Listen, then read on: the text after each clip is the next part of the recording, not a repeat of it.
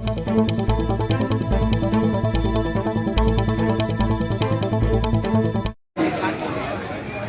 स्तरीय महारैली की अध्यक्षता कर रहे आदरणीय मोहम्मद मेहराम साहब, मंच पर उपस्थित तमाम पार्टियों के सम्मानित प्रतिनिधिगण, कार्यक्रम के सम्मानित वक्तागण और पूरे आगरा मंडल के कोने कोने से आए हुए मूल निवासी साथियों, देश की आजादी को 74-75 साल हो रहे हैं,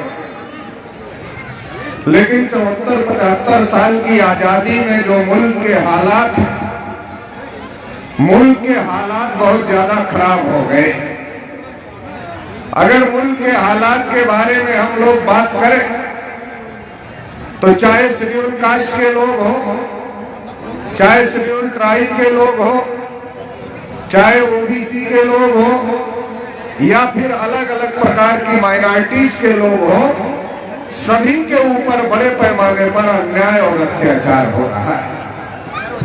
अगर हम शेड्यूल कास्ट के लोगों की बात करें तो आप लोगों को भी इस बात की जानकारी होगी कि शेड्यूल कास्ट के लोगों को कहीं मूंछ रखने की वजह से पीट दिया जाता है, तो कहीं घोड़ी पर चढ़कर बारात में ही निकालने दिया जाता है। और हैरानी तो इस बात की भी है कि आजादी के 74-75 साल में एक शेड्यूल कास्ट के व्यक्ति को राष्ट्रपति भी बनाया जाता है, मगर वो राष्ट्रपति जी जब मंदिर में जाते हैं तो उन्हें मंदिर में प्रवेश नहीं दिया जाता है और उन्हें मंदिर की सीढ़ियों पर बैठकर पूजा करना पड़ता है। इतने ज्यादा हालात खराब हैं। आदिवासियों को उनके जल जंगल जमीन से खदेड़ा जा रहा है और जब आदिवासी इसका विरोध करते हैं उन्हें नक्सलाइट घोषित किया जाता है और गोलियों से मारा जाता है। इस देश में अलग अलग प्रकार की माइनॉरिटीज के लोग रहते। जब दिल्ली में किसानों के समर्थन में सिखों ने आंदोलन शुरू किया तो सिखों को इस देश में खालिस्तानी कहा गया। बहुत बड़ी तादाद में सिखों का कत्लेआम इस देश में पहले भी हो चुका है।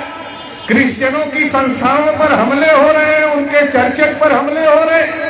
बुद्धिस्टों के जो ऐतिहासिक स्थान है उस पर मनुवादियों का कब्जा करवाया जा रहा है। और जो देश की बहुत बड़ी माइनॉरिटी है जिसे मुस्लिम माइनॉरिटी कहा जाता है, आजादी के 74 साल में मुसलमानों को इस देश में आतंकवादी घोषित करने की कोशिश की गई, पाकिस्तानी घोषित करने की कोशिश की गई। और इनके हालात आजादी के 74 साल में इतने ज्यादा बिगड़ गए कि मुसलमानों की आबादी, मुसलमानों का परसेंटेज देश में कम और जेल में ज्यादा है। इतने ज्यादा मुसलमानों के हालात खराब। इतना ही नहीं साथी, आजकल मुसलमान के घर में किस चीज की बिरयानी पक रही है ये मुसलमान नहीं तय करता।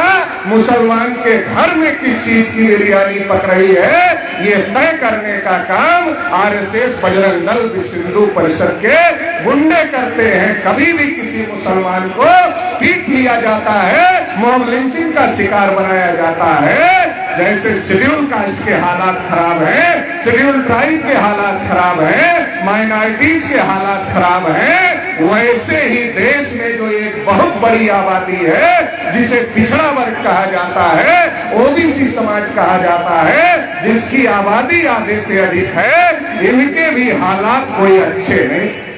इनके हालात कितने ज्यादा खराब हैं तो आजादी के 74 साल में देश में जानवरों की गिनती हुई, कुत्तों की भी गिनती हुई, हिजड़ों की भी गिनती हुई, मगर 52% पिछड़े वर्ग के लोगों की गिनती आजादी के 74 साल में नहीं।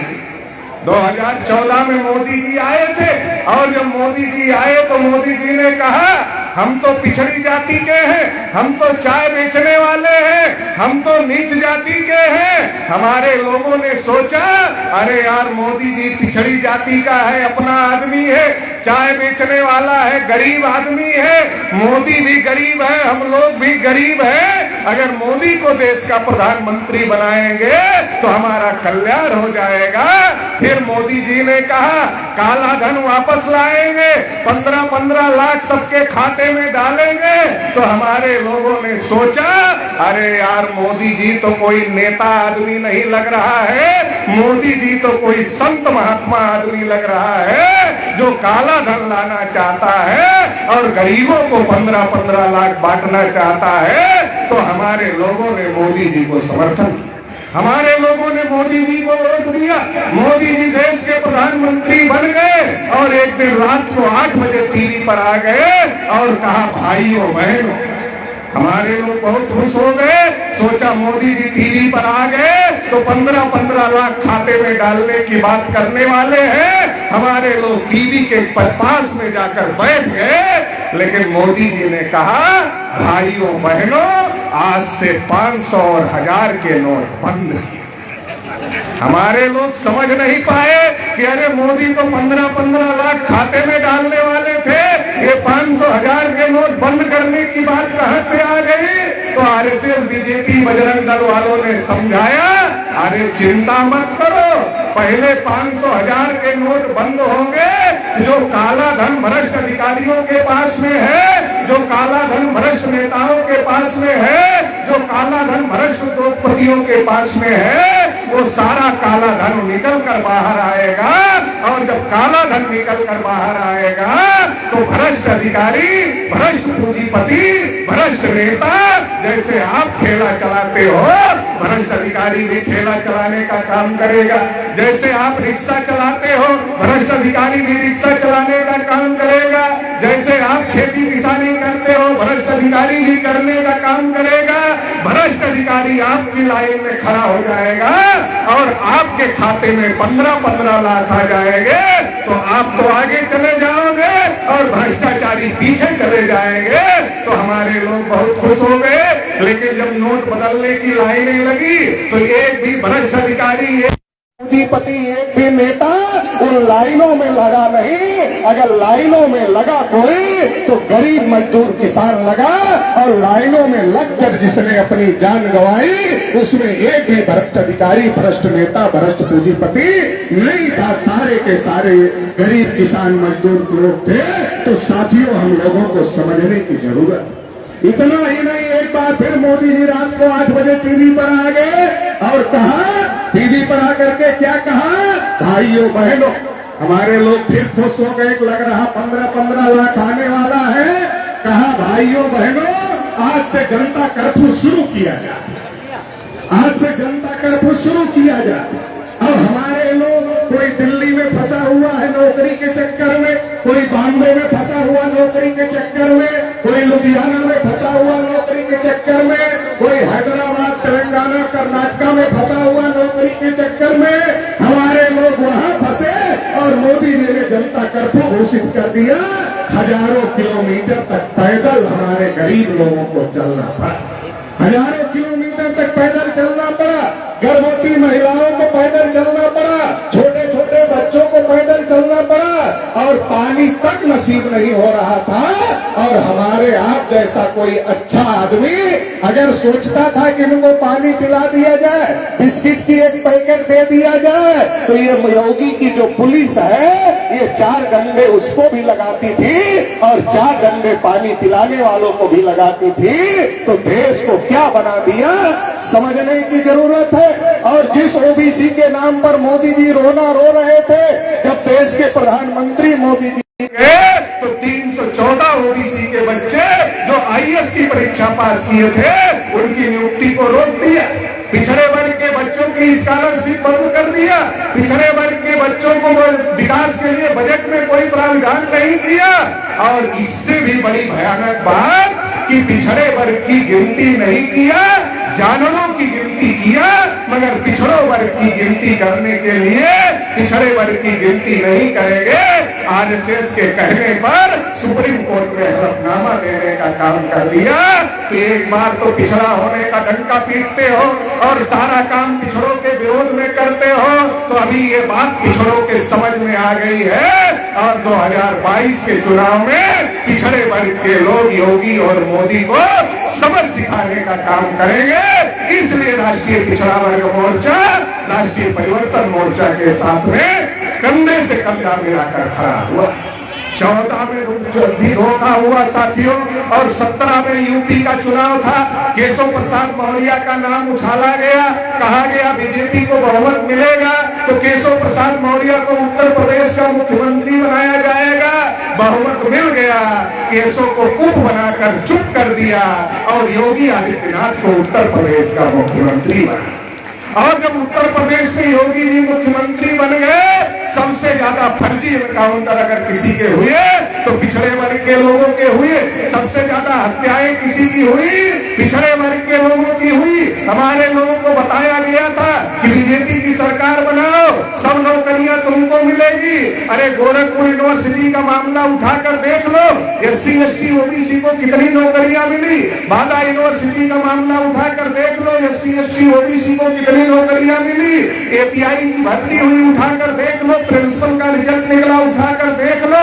हर जगह घोटाला हुआ और आपके हक के साथ हकमारी हुई है। इसलिए साथियों, ये जो वक्त है, ये वक्त हिसाब किताब करने का है।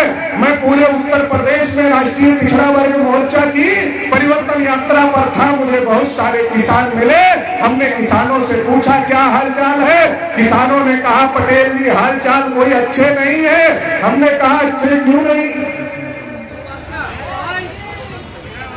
हमने कहा अच्छे क्यों नहीं है। तो कहा, किसानों ने कहा कि अच्छे इसलिए नहीं है कि एक तो योगी के गुंडे छोड़ दिए गए हैं, ऊपर से योगी की पुलिस परेशान कर रही है, और उससे भी ऊपर का जो मामला है, योगी ने आवारा पशु खेतों में छोड़ दिए हैं। जब योगी ने आवारा पशु खेतों में छोड़ दिए हैं तो उससे क्या हो रहा है कि रात को 2-2 बजे योगी के जो आवारा पशु है वो फसलों को खा रहे हैं। तो किसान को रात में लाठी लेकर के आवारा जानवरों को भगाने का काम करना पड़ रहा है। तो साथियों, हम लोगों को समझने की जरूरत है कि इस देश में जो बीजेपी की सरकार है, जो आरएसएस की सरकार है, वो इस देश में SC ST OBC माइनॉरिटी चाहे जो भी हो सभी के विरोध में है। इस देश का जो किसान है, किसानों के खिलाफ में 3 काले कानून लाए गए। किसानों के खिलाफ में 3 काले कानून लाए गए, और किसानों के खिलाफ में जब 3 काले कानून लाए गए तो पहले आरएसएस बीजेपी के लोग कहते थे कि वो तीनों कानून किसानों के फायदे में है, किसानों के फायदे में है, किसानों के फायदे में है। ऐसा प्रचार करते थे कि किसानों के फायदे में है। लेकिन जब किसानों ने लगातार आंदोलन चलाया, 600-700 किसान शहीद हो गए, और फिर चुनाव आ गया 2022 का, तो योगी और मोदी को लगा कि 2022 का चुनाव आ गया है, अभी किसान 2022 के चुनाव में सबक सिखाने का काम करेंगे। जब डर लगा किसानों से तो नरेंद्र मोदी टीवी पर आए और माफी मांगते हुए कहा, मैं तीनों कानून वापस ले लेता। अब आरएसएस बीजेपी के लोग कितने महान हैं जो 3 कानून वापस लिए। पहले कहते थे ये किसानों के फायदे में है, अब कहते हैं हमने वापस ले लिए इसलिए हमें वोट दो। अरे भाई, तुमने ही लाए, तुमने ही वापस ले लिए, तुमने लाए, तुमने वापस ले लिए, और 600-700 किसान उसमें शहीद हो गए, तो तुमको कैसे वोट दे। तुम्हारी वजह से 600-700 किसान शहीद हो गए तो वोट तुमको कैसे दे। तो साथियों, समझने की जरूरत है। पहले हमारा सर फोड़ा, ईटा मारकर, पत्थर मारकर पहले हमारा सर फोड़ा, और सर फोड़ने के बाद में पट्टी करवाया और कहा हमने तुम्हारी पट्टी करवाया इसलिए हमें वोट दे दो। तो हमें समझने की जरूरत है, हमारे साथ में धोखेबाजी हो रही है। नरेंद्र मोदी जी कहते थे देश नहीं बिकने दो, कहते थे देश नहीं बिकने दूंगा, और अब क्या कहते हैं, देश के अंदर देश है ऐसा कुछ बचने ही नहीं। पहले कहते थे देश नहीं बिकने दूंगा, और अब क्या कहते हैं, देश के अंदर देश है, ऐसा कुछ बचने ही नहीं दो। इंडियन ऑयल बेचा, भारत पेट्रोलियम बेचा, बीएसएनएल बेचा, रेलवे बेचा, एयरपोर्ट बेचा और लाल किला भी गिरवी रखने का काम किया। तो साथियों, ये केवल बेच नहीं रहे सरकारी संपत्तियां, बल्कि एससी एसटी ओबीसी का जो संवैधानिक अधिकार है आरक्षण, वो भी जीरो हो रहा है। हमें समझने की जरूरत है। एक दौर था जब हमारे समाज के अनपढ़ लोग भी टेलीफोन में गड्ढा खोदने के लिए जाते थे, रेलवे में गड्ढा खोदने के लिए जाते थे, पीडब्ल्यूडी में गड्ढा खोदने के लिए जाते थे। जब वो जाते थे वहां परमानेंट हो जाते थे। गांव से 10 आदमी और लेकर जाते थे, उन्हें भी परमानेंट करने का काम करते थे और फिर वो रिटायर होते थे, पेंशन लेने का काम करते थे। लेकिन आज जब रेलवे रहेगा नहीं, बीएसएनएल रहेगा नहीं, सरकारी विभाग रहेंगे नहीं, सरकारी संस्थाएं रहेगी नहीं, तो जो आरक्षण है वो कागज पर रहेगा लेकिन प्रैक्टिकल में जीरो हो जाएगा। तो ये जो साजिश हो रही है, इस साजिश को समझने की हम लोगों को जरूरत है। मैं चैलेंज देना चाहता हूं मोदी जी को और योगी जी को, और ये कहना चाहता हूं कि पिछड़ों के समर्थन में, शेड्यूल कास्ट के समर्थन में, शेड्यूल ट्राइब के समर्थन में, माइनॉरिटीज के समर्थन में एक भी अच्छा काम किया हो तो बता दो। एक भी अच्छा काम नहीं किया, और जब एक भी अच्छा काम बताने लायक नहीं किया तो इसलिए दिन रात क्या कहते हैं, हिंदू मुस्लिम, हिंदू मुस्लिम, हिंदू मुस्लिम। जब एक भी अच्छा काम बताने लायक नहीं किया तो काम बताकर वोट नहीं मांग सकते, क्योंकि एक भी अच्छा काम नहीं किया। और जब काम बताकर वोट नहीं मांग सकते तो हिंदू मुस्लिम करके वोट लेना चाहते हैं। इसलिए साथियों, हम लोगों को सावधान रहने की जरूरत है, सतर्क रहने की जरूरत है। खास तौर से पिछड़े वर्ग के लोगों को भी सतर्क रहने की जरूरत है, क्योंकि पिछड़े वर्ग का बहुत बड़ा नुकसान इन मनुवादियों की वजह से हुआ है। 90-92 में जब पिछड़े वर्ग की आरक्षण की लड़ाई चल रही थी, मंडल कमीशन की लड़ाई चल रही थी, 16 नवंबर 1992 को सुप्रीम कोर्ट का फैसला आया था। 52% ओबीसी को 27% आरक्षण दिया गया, 27% में क्रीमी लेयर लगा दिया गया था। अगर पिछड़े वर्ग के लोग उस समय सतर्क होते और इनके झांसे में नहीं आए होते तो पिछड़े वर्ग के लोग देश की पार्लियामेंट घेरने का काम करते। अगर हमारी आबादी 52 से 60% है और अगर हम पार्लियामेंट घेर लेते और कहते जब तक 52% को 52% आरक्षण नहीं मिलेगा, क्रीमी लेयर नहीं हटेगा, तब तक संसद में न किसी को जाने देंगे, न संसद से बाहर किसी को आने देंगे। अगर पार्लियामेंट को घेरा होता तो पिछड़ों को उनके अधिकार मिल जाते। लेकिन आरएसएस, बजरंग दल, विश्व हिंदू परिषद के लोगों ने सोचा कि इनको अगर ये संसद को घेरने का काम करेंगे तो इन्हें अधिकार देना पड़ेगा। इनके अधिकार पर तो हमारे भाई बंधु कब्जा किए हैं, इन्हें अधिकार नहीं मिलना चाहिए।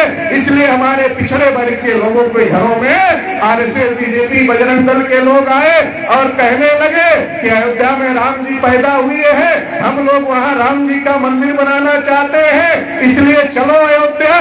जिनको संसद घेरना चाहिए था उन्होंने अयोध्या चले गए, और अयोध्या चले गए तो 6 दिसंबर 1992 को बाबरी मस्जिद गिर गई। गिराने वाले में विनय कटियार, कल्याण सिंह, उमा भारती, परवीन तोगड़िया, ये सारे के सारे पिछड़े वर्ग के लोगों के नाम हैं। इन लोगों को आगे करके हमारा समर्थन लेकर के 6 दिसंबर 1992 को बाबरी मस्जिद गिराने का काम किया।